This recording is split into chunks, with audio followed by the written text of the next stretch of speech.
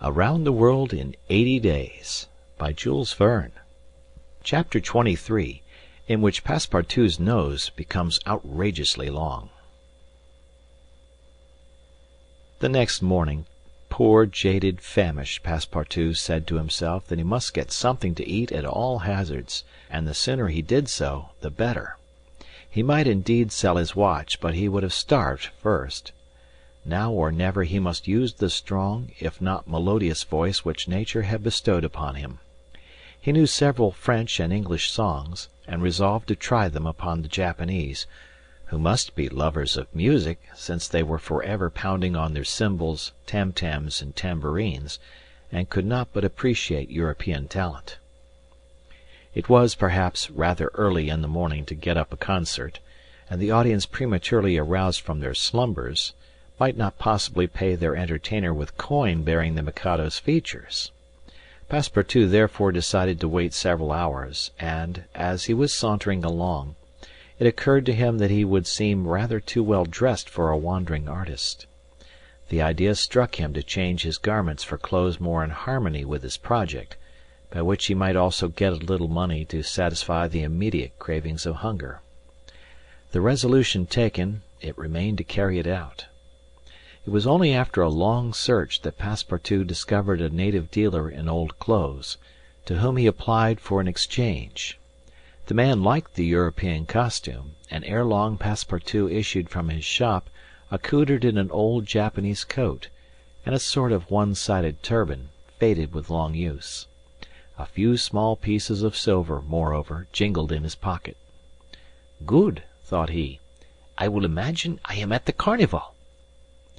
His first care, after being thus Japanesed, was to enter a tea-house of modest appearance, and, upon half a bird and a little rice, to breakfast like a man for whom dinner was as yet a problem to be solved. "Now," thought he, when he had eaten heartily, "I mustn't lose my head. I can't sell this costume again for one still more Japanese. I must consider how to leave this country of the sun, of which I shall not retain the most delightful of memories, as quickly as possible." It occurred to him to visit the steamers which were about to leave for America. He would offer himself as a cook or servant, in payment of his passage and meals. Once at San Francisco, he would find some means of going on. The difficulty was, how to traverse the 4,700 miles of the Pacific which lay between Japan and the New World. Passepartout was not the man to let an idea go begging, and directed his steps toward the docks.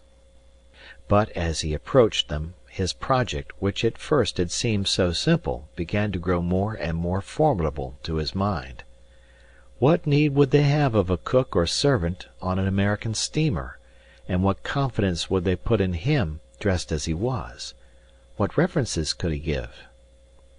As he was reflecting in this wise, his eyes fell upon an immense placard which a sort of clown was carrying through the streets.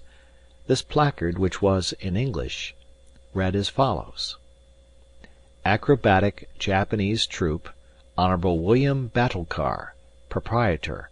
Last representations, prior to their departure to the United States, of the Long Noses, under the direct patronage of the god Tingu. Great attraction." "The United States," said Passepartout. "That's just what I want." He followed the clown, and soon found himself once more in the Japanese quarter. A quarter of an hour later he stopped before a large cabin, adorned with several clusters of streamers, the exterior walls of which were designed to represent, in violent colours, and without perspective, a company of jugglers. This was the Honourable William Batulcar's establishment. That gentleman was a sort of Barnum, the director of a troupe of mountebanks, jugglers, clowns, acrobats, equilibrists, and gymnasts, who, according to the placard, was giving his last performances before leaving the Empire of the Sun for the States of the Union. Passepartout entered and asked for Mr. Batulcar, who straightway appeared in person. "What do you want?" said he to Passepartout, whom he at first took for a native. "Would you like a servant, sir?" asked Passepartout. A servant!" cried Mr. Batulcar, caressing the thick grey beard which hung from his chin.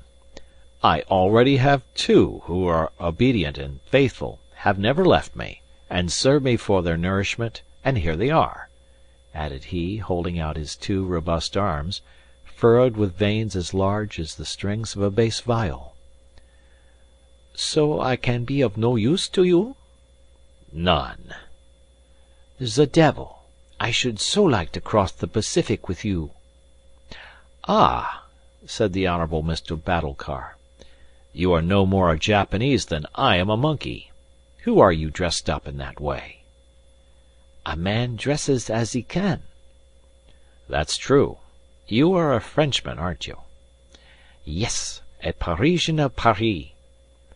"Then you ought to know how to make grimaces." "Why," replied Passepartout, a little vexed that his nationality should cause this question, "we Frenchmen know how to make grimaces, it is true, but not any better than the Americans do." "True. Well, if I can't take you as a servant, I can as a clown.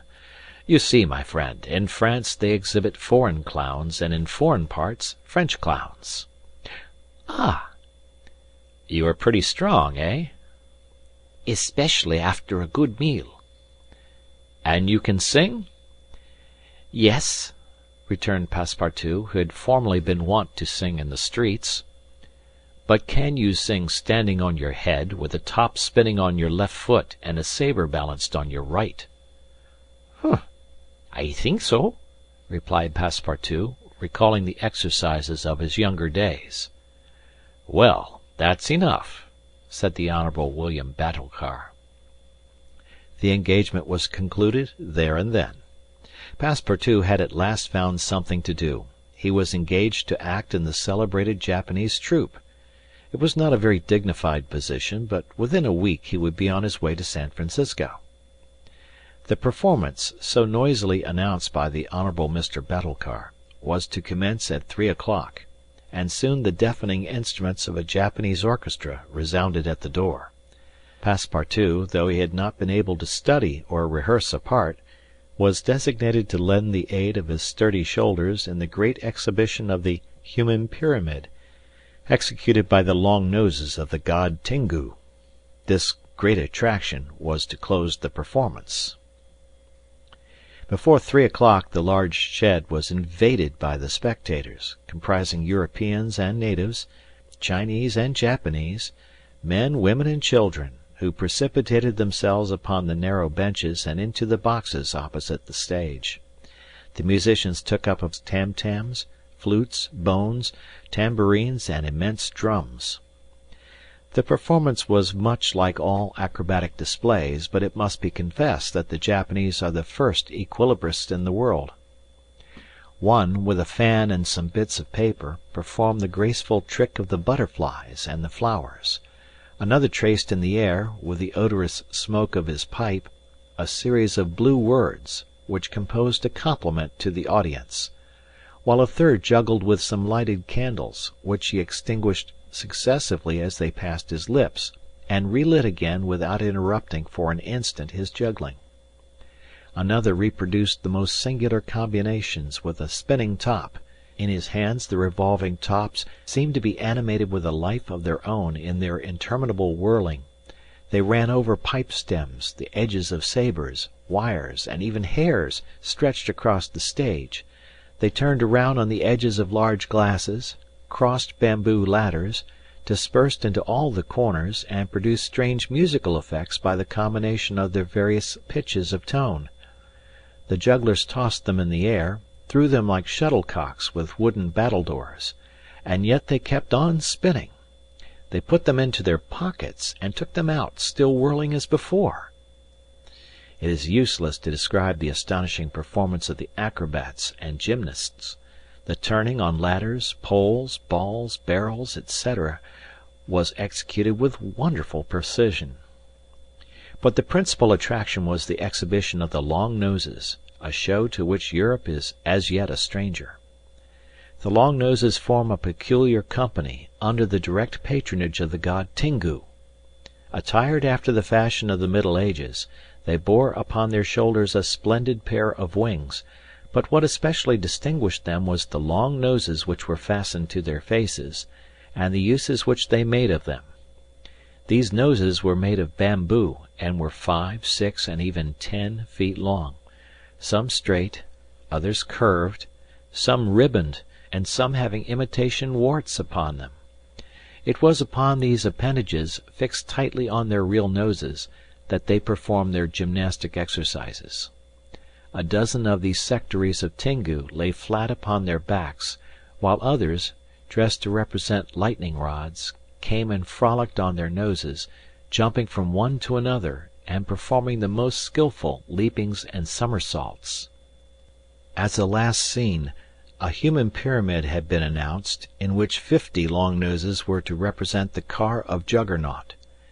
But, instead of forming a pyramid by mounting each other's shoulders, the artists were to group themselves on top of the noses. It happened that the performer who had hitherto formed the base of the car had quitted the troupe, and as, to fill this part, only strength and adroitness were necessary, Passepartout had been chosen to take his place. The poor fellow really felt sad when, melancholy reminiscence of his youth, he donned his costume, adorned with vari-coloured wings, and fastened to his natural feature a false nose 6 feet long. But he cheered up when he thought that this nose was winning him something to eat. He went upon the stage and took his place beside the rest who were to compose the base of the car of Juggernaut. They all stretched themselves on the floor, their noses pointing to the ceiling. A second group of artists disposed themselves on these long appendages, then a third above these, then a fourth, until a human monument reaching to the very cornices of the theatre soon arose on top of the noses. This elicited loud applause, in the midst of which the orchestra was just striking up a deafening air. When the pyramid tottered, the balance was lost, one of the lower noses vanished from the pyramid, and the human monument was shattered like a castle built of cards. It was Passepartout's fault. Abandoning his position, clearing the footlights without the aid of his wings, and clambering up to the right-hand gallery, he fell at the feet of one of the spectators, crying, "Ah, my master, my master!" "You here?" "Myself." "Very well. Then let us go to the steamer, young man." Mr. Fogg, Aouda, and Passepartout passed through the lobby of the theatre to the outside, where they encountered the Honourable Mr. Batulcar, furious with rage. He demanded damages for the breakage of the pyramid, and Phileas Fogg appeased him by giving him a handful of banknotes. At 6:30, the very hour of departure, Mr. Fogg and Aouda, followed by Passepartout, who in his hurry had retained his wings and nose 6 feet long, stepped upon the American steamer. Chapter 24, during which Mr. Fogg and party crossed the Pacific Ocean. What happened when the pilot boat came in sight of Shanghai will be easily guessed. The signals made by the Tankadere had been seen by the captain of the Yokohama steamer, who, espying the flag at half-mast, had directed his course towards the little craft. Phileas Fogg, after paying the stipulated price of his passage to John Busby, and rewarding that worthy with the additional sum of £550, ascended the steamer with Aouda and Fix, and they started at once for Nagasaki and Yokohama. They reached their destination on the morning of the 14th of November. Phileas Fogg lost no time in going on board the Carnatic, where he learned, to Aouda's great delight, and perhaps to his own, though he betrayed no emotion, that Passepartout, a Frenchman, had really arrived on her the day before. The San Francisco steamer was announced to leave that very evening, and it became necessary to find Passepartout, if possible, without delay. Mr. Fogg applied in vain to the French and English consuls, and, after wandering through the streets a long time, began to despair of finding his missing servant.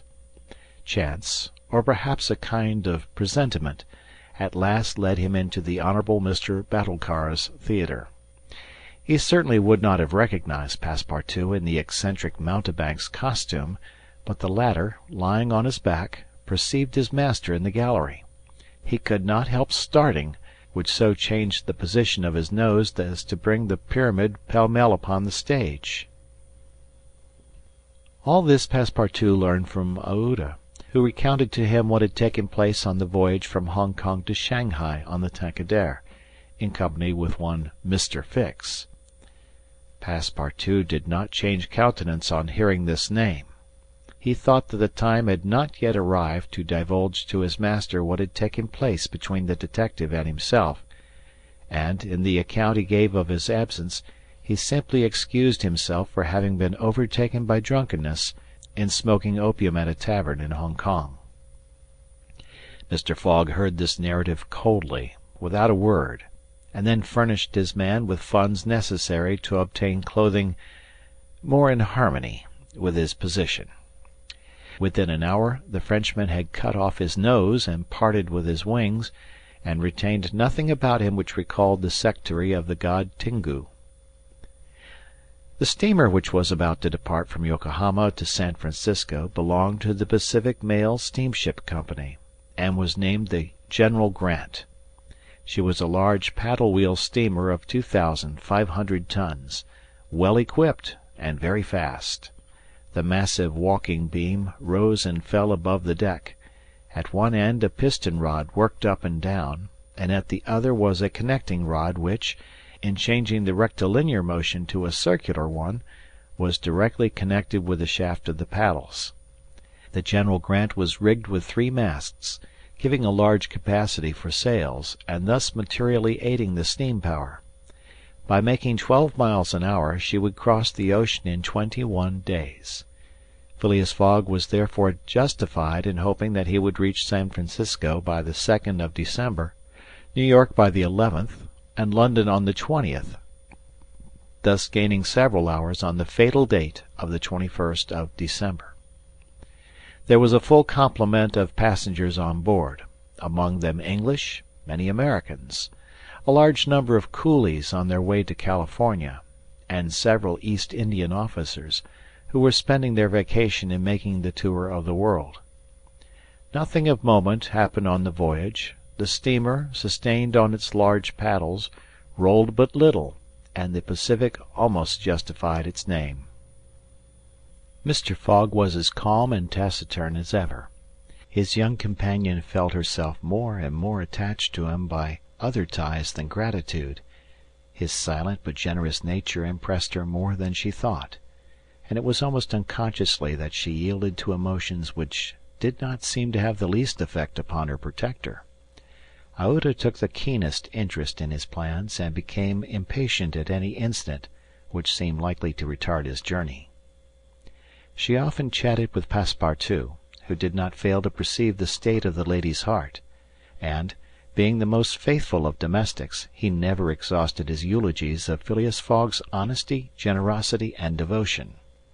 He took pains to calm Aouda's doubts of a successful termination of the journey, telling her that the most difficult part of it had passed, that now they were beyond the fantastic countries of Japan and China, and were fairly on their way to civilized places again. A railway train from San Francisco to New York, and a transatlantic steamer from New York to Liverpool, would doubtless bring them to the end of this impossible journey round the world within the period agreed upon. On the 9th day after leaving Yokohama, Phileas Fogg had traversed exactly 1/2 of the terrestrial globe. The General Grant passed, on the 23rd of November, the 180th meridian, and was at the very antipodes of London. Mr. Fogg had, it is true, exhausted 52 of the 80 days in which he was to complete the tour, and there were only 28 left. But, though he was only half-way by the difference of meridians, he had really gone over 2/3 of the whole journey, for he had been obliged to make long circuits from London to Aden, from Aden to Bombay, from Calcutta to Singapore, and from Singapore to Yokohama. Could he have followed without deviation the 50th parallel, which is that of London, the whole distance would only have been about 12,000 miles, whereas he would be forced, by the irregular methods of locomotion, to traverse 26,000, of which he had, on the 23rd of November, accomplished 17,500. And now the course was a straight one, and Fix was no longer there to put obstacles in their way. It happened also, on the 23rd of November, that Passepartout made a joyful discovery. It will be remembered that the obstinate fellow had insisted on keeping his famous family watch at London time, and on regarding that of the countries he had passed through as quite false and unreliable. Now, on this day, though he had not changed the hands, he found that his watch exactly agreed with the ship's chronometers. His triumph was hilarious. He would have liked to know what Fix would say if he were aboard. "The rogue told me a lot of stories," repeated Passepartout, "about the meridians, the sun, and the moon. Moon, indeed! Moonshine, more likely. If one listened to that sort of people, a pretty sort of time one would keep. I am sure that the sun would some day regulate itself by my watch." Passepartout was ignorant that, if the face of his watch had been divided into 24 hours, like the Italian clocks, he would have no reason for exultation, for the hands of his watch would then, instead of, as now, recording 9 o'clock in the morning, indicate 9 o'clock in the evening, that is, the 21st hour after midnight, precisely the difference between London time and that of the 180th meridian. But if Fix had been able to explain this purely physical effect, Passepartout would not have admitted, even if he had comprehended it. Moreover, if the detective had been on board at that moment, Passepartout would have joined issue with him on a quite different subject, and in an entirely different manner. Where was Fix at that moment? He was actually on board the General Grant.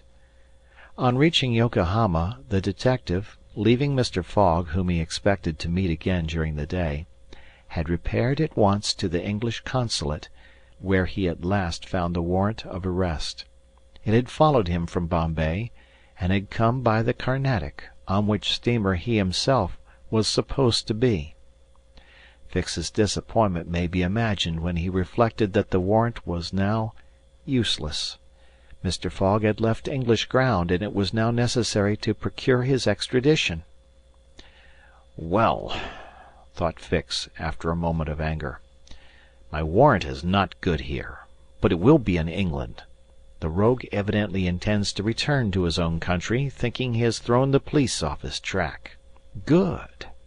I will follow him across the Atlantic. As for the money, Heaven grant there may be some left, but the fellow has already spent in travelling, rewards, trials, bail, elephants, and all sorts of charges more than £5,000.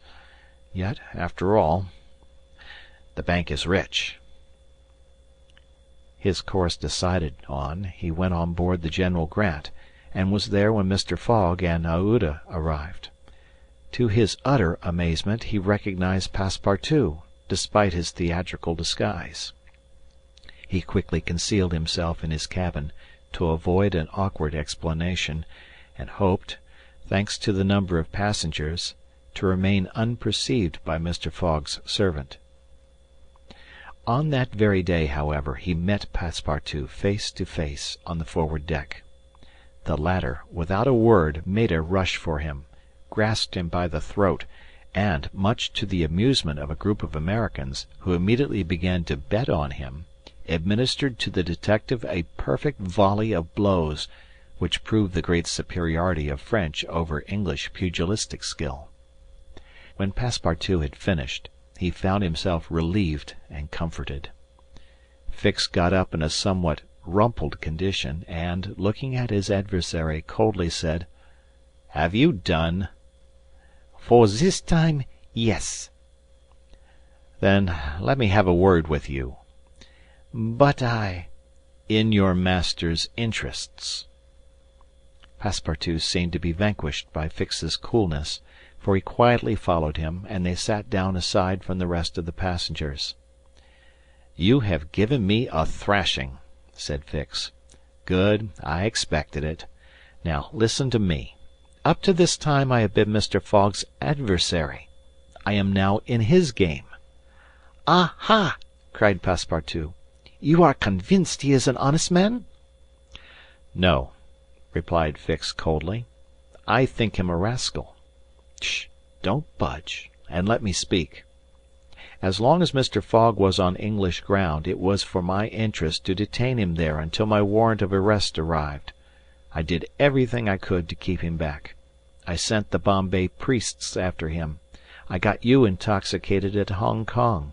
I separated you from him, and I made him miss the Yokohama steamer." Passepartout listened with closed fists. "Now," resumed Fix, "Mr. Fogg seems to be going back to England. Well, I will follow him there. But hereafter I will do as much to keep obstacles out of his way as I have done up to this time to put them in his path. I've changed my game, you see, and simply because it was for my interest to change it. Your interest is the same as mine, for it is only in England that you will ascertain whether you are in the service of a criminal or an honest man." Passepartout listened very attentively to Fix, and was convinced that he spoke with entire good faith. "Are we friends?" asked the detective. "Friends? No," replied Passepartout. "But allies, perhaps. At the least sign of treason, however, I'll twist your neck for you." "Agreed," said the detective quietly. 11 days later, on the 3rd of December, the General Grant entered the Bay of the Golden Gate, and reached San Francisco. Mr. Fogg had neither gained nor lost a single day. End of chapter.